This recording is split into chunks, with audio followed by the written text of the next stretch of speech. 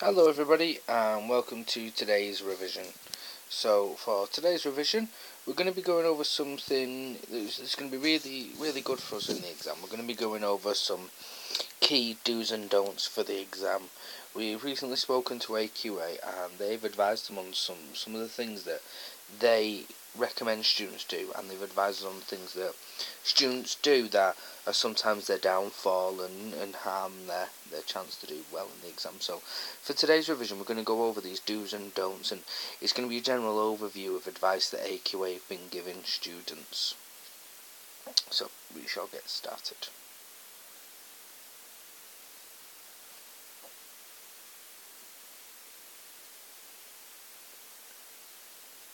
Okay, so first off we're going to be looking at the language questions. So for the language questions, we do want you to select 2 or 3 language rich phrases. So that's the first key thing. That should be your major concern. Don't instantly go in thinking I need to find language features. Find 2 or 3 language rich phrases to base your analysis around. Then zoom in on words to explain or analyse their effects, and that's a really key bit. The examiner wants to see you use language rich phrases and then zoom in on the key aspects of those phrases.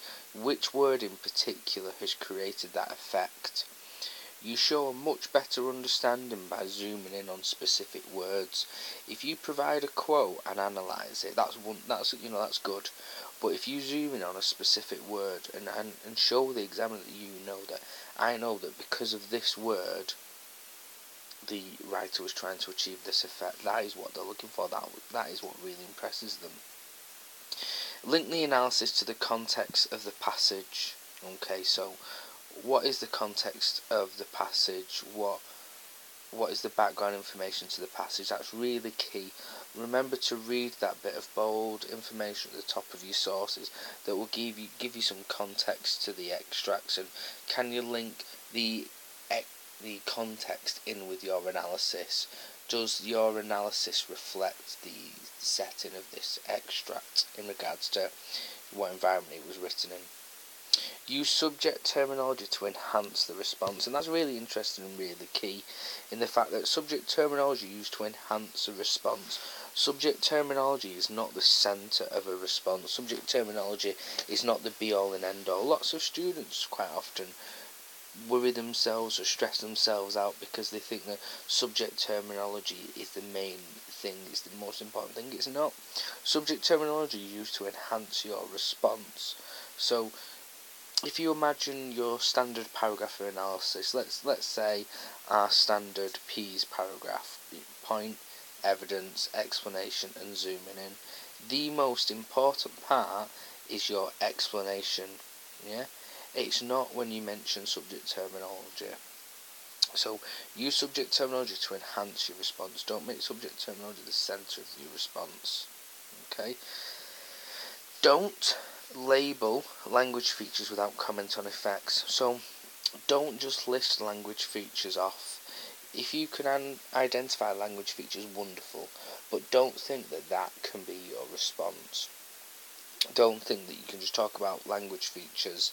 Look, I've identified a simile here, I've identified a metaphor there, I've identified some hyperbole. That can't be your response. The most important thing you do is you analyse the effects and you comment on those. Okay? Don't infer just from the content and make empty explanations, and this is so important, and it's come up a bit in our lessons recently, and it's really vital. 2 of the worst phrases to use are "it makes me want to read on" or it gives me a picture in my head. Of course it does. If you think about the purpose of a book, the whole purpose of a book is to make you want to read on. The writer doesn't use a word or a phrase thinking, I'm not sure if I actually want them to read on here. Of course they do. That's the whole point of a book. So don't say it makes me want to read on. Yeah, because of course it makes you want to read on. That's the purpose of a book. What's important is that you explain why it makes you want to read on. Does it make you want to read on because there's now been a plot twist, so it's intriguing you as to where the story is going to go? Does it make you want to read on because now we've learnt something new about a character? Does it make you want to read on because it's the description so vivid and wonderful that you're amazed that such an incredible place can be in such a dark background? Okay, so explain why it makes you want to read on, and if you want to say that something gives you a picture in your head, well, what is that picture in your head? Is it making you picture a picturesque place hidden away from everything? Is it making you picture somewhere isolated? And then think to yourself, well, does that reflect the character? Is the writer making me have an image of an isolated place in my head because the characters feel isolated themselves? So those are some really important things. Do select two or three language-rich phrases. Zoom in on specific words. Link your analysis to the context of the passage and use subject terminology just to enhance your response. Don't just label language features thinking that's enough. Don't make empty explanations. Don't just say things like it makes you want to read on. It gives me a picture in my head. You won't earn anything for comments like that. So, pitfall number one, here's just a typical example of this. So, if you rely on subject terminology, your responses will look something like, the writer uses adjectives such as enthusiastically.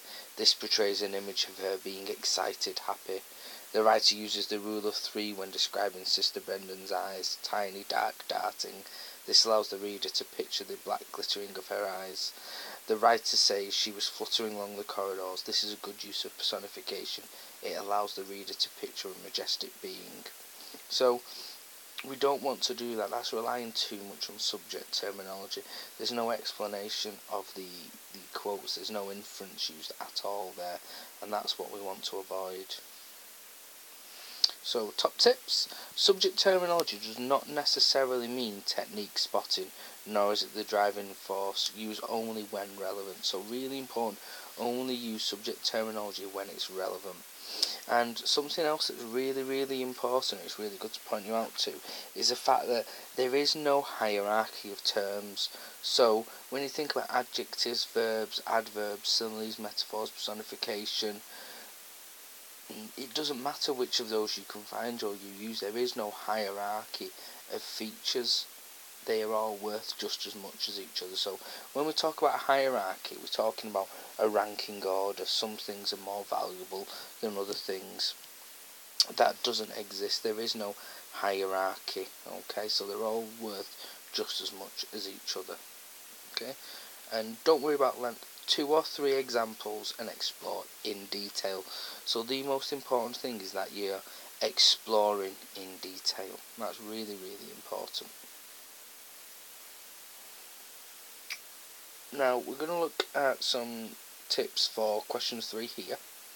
So the key skill for question 3 is the analysis of structure.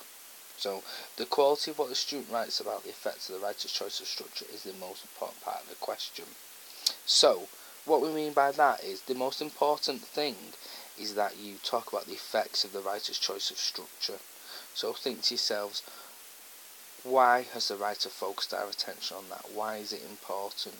Why has the writer now shifted our focus? Why is that important? The most important part of the question is the why. Why has the writer done that to interest the reader? And why is that interesting?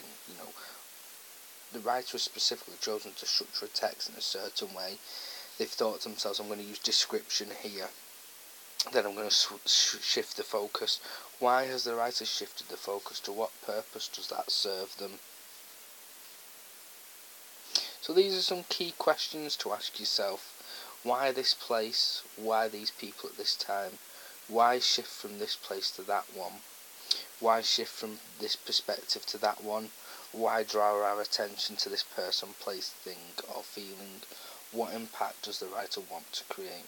So, think to yourselves, why has the writer chosen that place with those people at this time? How has that been used to interest the reader? Why has the writer shifted from one place to another? What's the writer trying to show you? Why has the writer done that to interest you? Why shift perspectives? And this is really important. We can really look at what the writer's drawing our attention to. So for question 3 in paper 1, the structured question, we can just think about what the writer's drawn our attention to. Why draw our attention to that person or place or thing or feeling? Why is it important that the writer's highlighted that?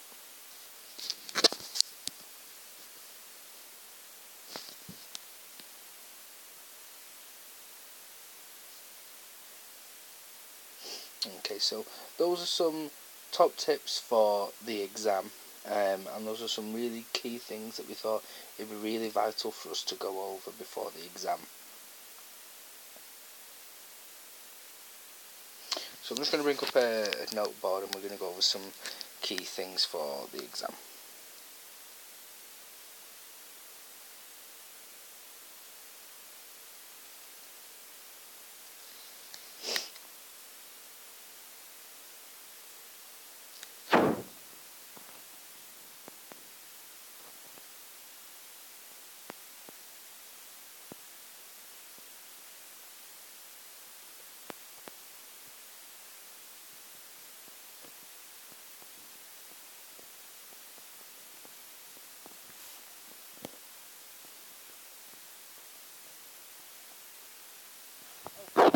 Words up on the screen now. Plane and plane. Now, when you hear me say those, they obviously sound exactly the same. The top one, up here.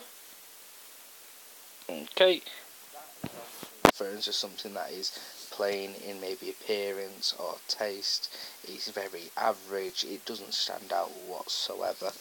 Okay. Whereas the plane down here, I'm referring to an aeroplane, aren't I? Okay, so some of you may know this, some of you don't, may not. Words that sound the same, but because of how they're spelt mean different things. These are what we call homophones.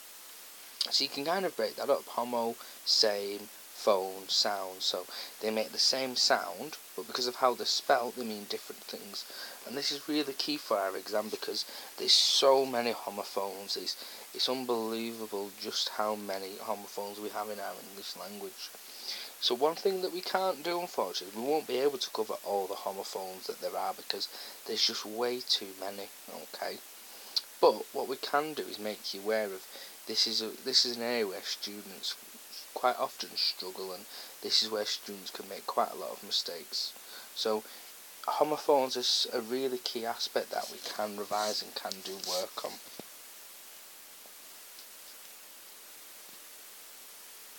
So for today, I'm going to write a few down.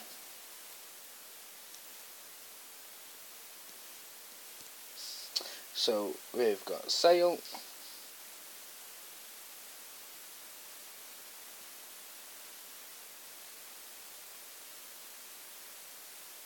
so just looking at that one, hopefully your mind's going straight to a ship sail. Have a think. Yeah, do we know the other version?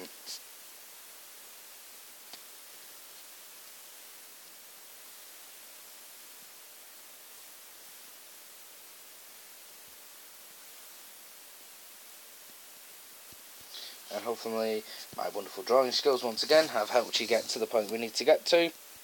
You should also be thinking this type of sail. So we've got those two there, those two homophones.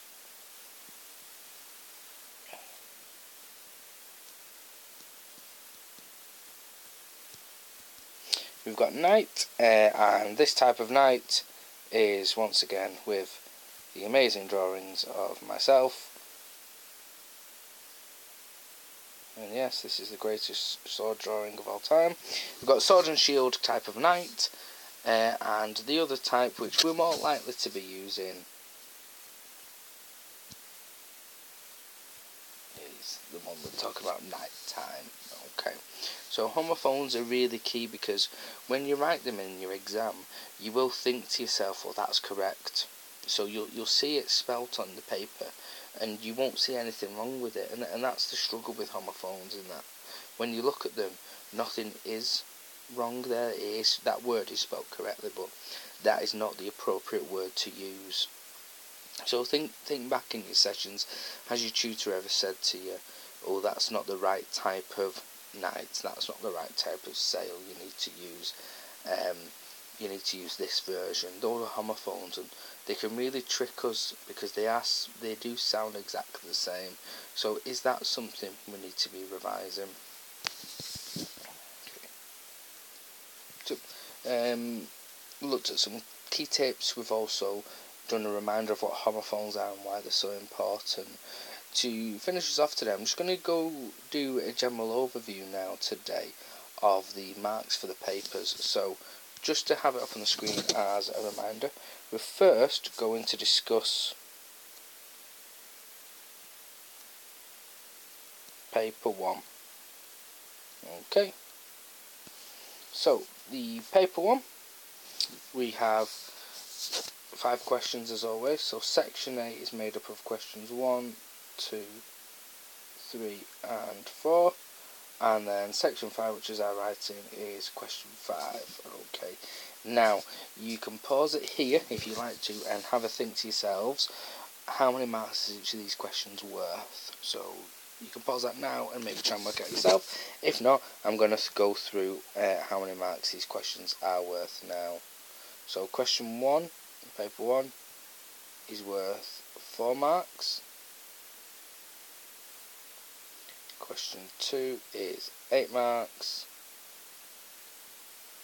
I'm going to stop writing marks after this one because it is vaguely illegible there. So we've got 4, 8, 8, so altogether that's 20 so far, and this reminds us as to why question 4 is so important, because that's also worth 20. So just here, questions 1 to 4, that's section A, that's going to be our reading section. In total, that is 40 marks. Okay, now really important, when we get to section B, the writing section, that is also on its own going to be worth 40 marks. Okay, so question 1, 4 marks, question 2 and 3, 8 marks each, question 4, 20 marks, question 5, another 40 marks. Now the reason we're going over this is really trying to point out to you the importance of some of these questions. Now question 1 is a nice question. It's put in there specifically to ease you into the exam. That's why it is quite a straightforward question. So it's only worth 4 marks because it is so straightforward, but it will always be there because the examiners are trying to ease you into the exam. So we would always recommend doing that first. So if we imagine we're in the exam, first 5 minutes, we've done question 1, we've got that crossed out. Now, we do need to do some prioritising, and what I'm recommending to my students is after question 1, we can go to question 4. Okay, so I'm going to do 1 first, then I'm going to do question 4. The reason to that is, if you think about where you're going to earn marks in section A, okay, 4 marks is done and dusted so quick, we can just do that first. But then if we look at 2, 3 and 4, which of those is the most important? Well, it's obvious that question 4 is the most important, so we need to make sure that we can write the best response possible for question 4. So if we do that second, we're going to make sure that we're not going to be in a rush writing that, because the one thing we don't want to be doing with question 4, because it's worth so many marks in section A, is rushing it. So we'll do question 4 second because it is so important. We don't want to be rushing that question. So we've done that, and then we're going to come back round and we're going to do 2, then 3. Okay, they're both worth 8 marks. So if you imagine 2 and 3 together is worth 16 marks. That's still not as many as question 4, so that's why it's so important. And what you'll find is you don't have to answer them in order. There's no rule to that. And remember that when your exams are sent off, they aren't sent to the same examiner. So a different examiner will mark your questions differently. So don't think that, oh well, I can't do that because I'll use the same quotes and the examiner won't be happy with that. Well, they don't mind because they don't know.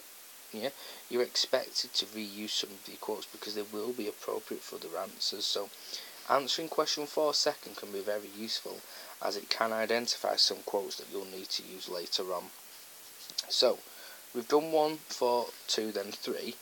Now this is really important. Your exam is 1 hour and 45 minutes. Okay, question 5 is worth 40 marks. it is so important that you spend at least 45 minutes answering that question.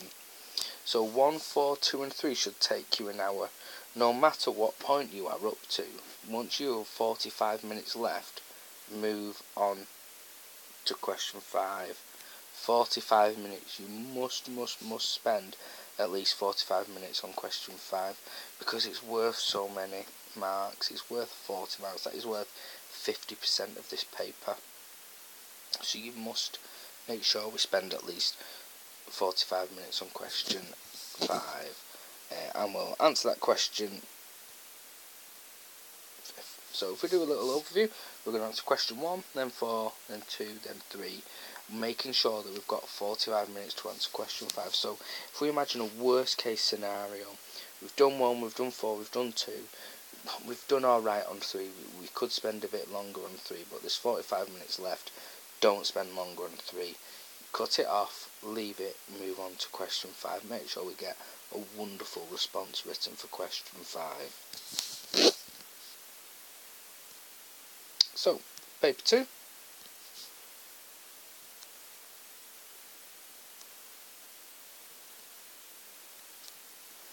And we're going to see something quite similar here, obviously.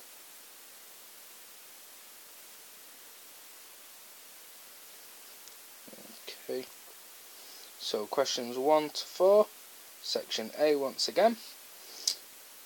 Now, the marks are slightly different now.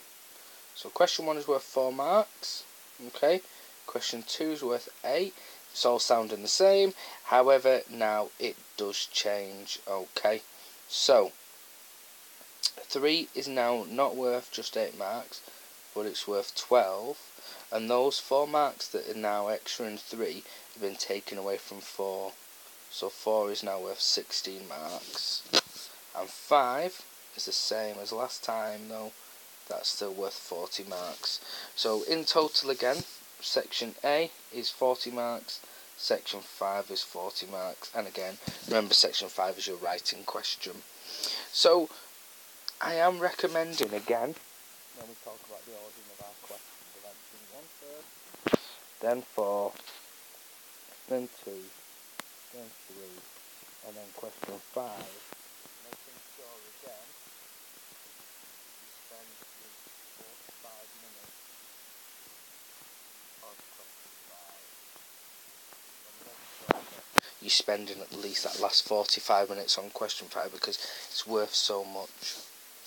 Now, what I like about the change for question 3 is I feel from lessons that we have been quite strong with language analysis. And remember, the language analysis question has switched for paper 2 in that it is question 3.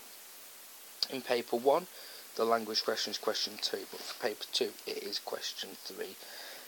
So it's nice that that is now worth more marks. So 1, 4, 2, 3, and then 5 with at least 45 minutes left. And that's making sure that you're using your time wisely. Okay. Remember that there will unfortunately not be anybody on hand to tell you you've got 45 minutes left now. It's up to you how you use your 1 hour and 45 minutes. Okay. That will be all on yourselves. There won't be somebody on hand to say, right, it's 45 minutes now left, everybody, let's switch to question 5.